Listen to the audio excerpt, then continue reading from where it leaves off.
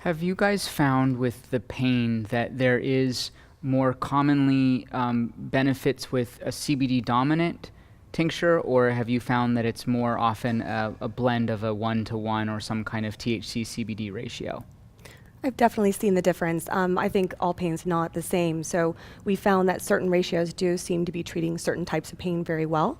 If it's more inflammatory based, then I really like the higher CBD strains, along with actually THCA. That combination is very powerful, we found, for inflammation.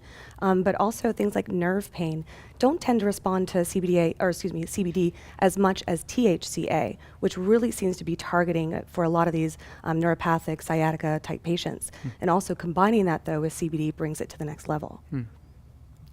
Yeah, with back pain patients, to me, we differentiated whether it's above the waist or below the waist. First of all, as far as success rate in treating back pain that's above the waist is much lower than treating it below the waist where there's more of a neuropathic component. And I would say other than patients perhaps above age 75 or 80, we still have the most luck with a 1-to-1 CBD THC strain since or oil.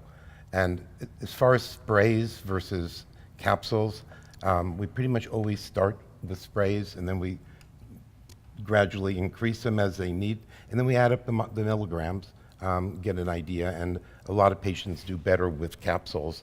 And I think the hydroxylation in the liver and probably 10 or 20 other changes that take place in the liver when you're taking it orally actually are more effective for pain. And this might seem like an obvious question, but if a dose isn't working, is the answer simply to titrate up? And if so or not, how high do you see him going sometimes? The obvious path that you would think is to go up, but that's not always the case. Sometimes lowering the dose, as Martin said, more is not necessarily better in this world. Cannabis, sometimes a microdose is better than a standard dose.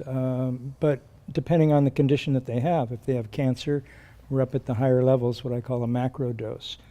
So it all depends on the condition. And somebody can find their dose and be really happy with that, go with that for a month or two, and all of a sudden it's not working.